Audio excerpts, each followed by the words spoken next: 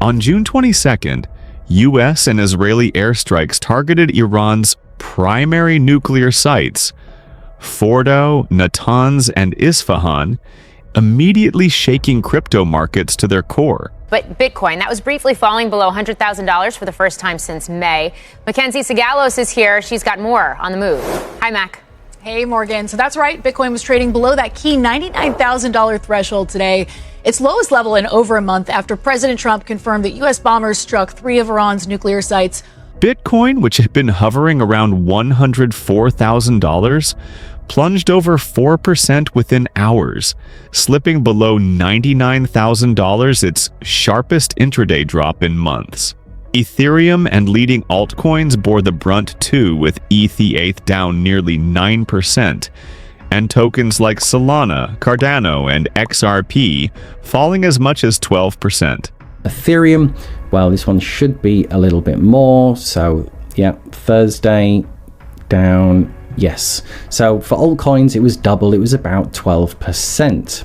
This chasm in prices led to a massive $720 million in liquidation of long positions across platforms like Binance, Bybit, OKX, and Huobi. U.S. officials confirmed the deployment of B-2 stealth bombers and bunker buster bombs for the first time in combat, alongside submarine-launched Tomahawk cruise missiles. Traders were forced out en masse as leverage worked against them, and panic contagion spread across order books. The scenario unfolded like a scene from a horror film.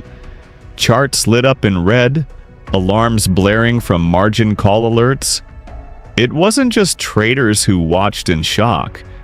Analysts rang the alarm too, labeling it a classic geopolitical flushout akin to patterns seen during Russia-Ukraine flare-ups.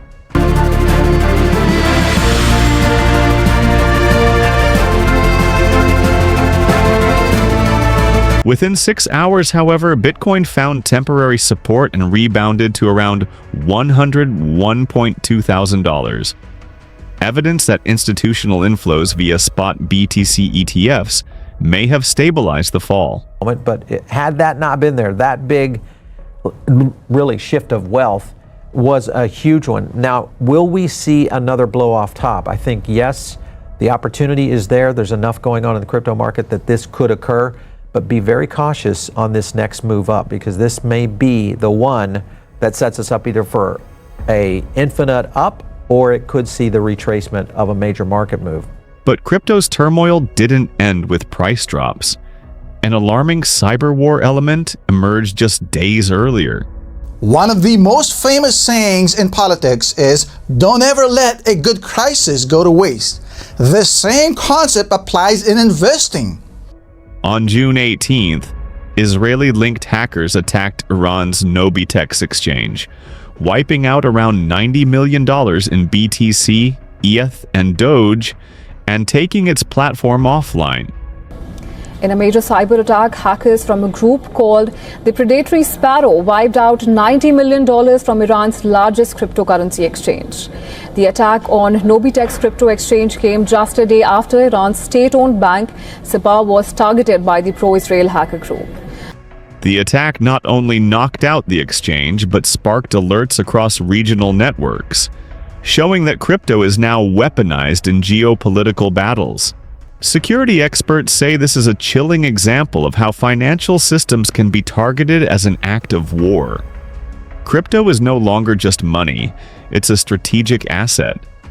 Back in the markets, the brief price dip triggered debates. Is crypto fading as a safe haven or evolving into one with new definition? Strait of Hormuz, it's mainly Iran and UAE and Saudi Arabia that sell that oil.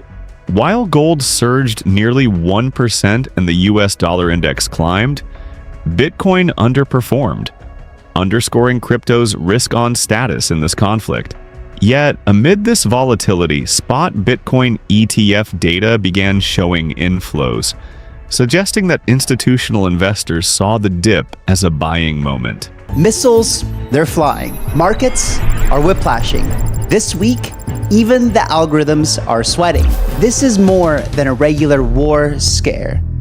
Notably, this pattern, panic followed by inflow, is what differentiates current bear events from the past and may signal crypto's progress toward maturity. Where do we go from here? Because this has been a choppy year, but is the worst over in terms of the risk priced into the markets, given all that we're seeing, geopolitical risk, risks tied to the fiscal? Historical context matters. During Russia's invasion of Ukraine and earlier Middle East skirmishes, crypto dropped up to 15%, but recovered within weeks as uncertainty faded. With every headline triggering fresh volatility, crypto remains highly sensitive to global peace, or lack thereof. We're once again forced into a situation where we have to discuss geopolitics in the context of markets, which is not my favorite situation, to be quite honest. But with the United States considering an entrance into the war between Israel and Iran, it's worth discussing what that could mean. Short-term traders are profiting from the whipsaw price action while longs are being tested. But amid extreme risk, hidden opportunities emerge. The famed buy the dip narrative seems to be playing out again. Looking ahead, the market's pulse hinges on key developments. Will Iran retaliate? Could there be more cyber attacks on crypto infrastructure? Or will diplomatic dialogue calm nerves? Any of these could send crypto markets soaring or plunging further.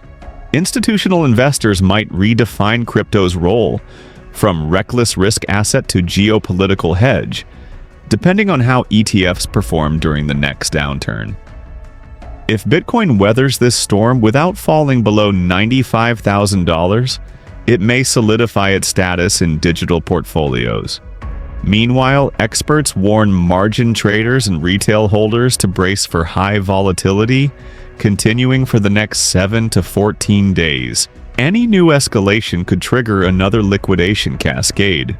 On the flip side, institutional accumulation during dips may indicate that long-term confidence in crypto remains intact. In either case, this juncture is shaping crypto's emerging role in a geo-economic world. Fast, fragile, and fundamentally changing. Subscribe to our channel for the latest in crypto and geopolitical breaking news. Don't miss what happens next.